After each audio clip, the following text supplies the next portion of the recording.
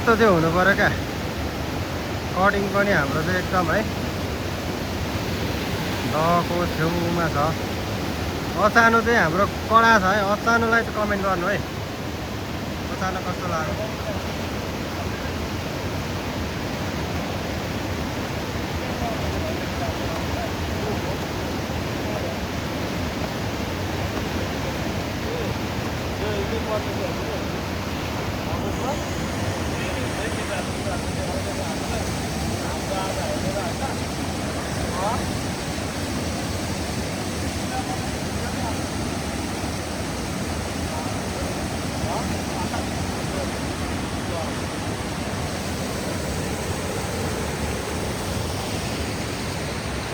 भात पाकिसकेको अवस्था छ अदुवा लसुन एकदम रेडी भइसकेको छ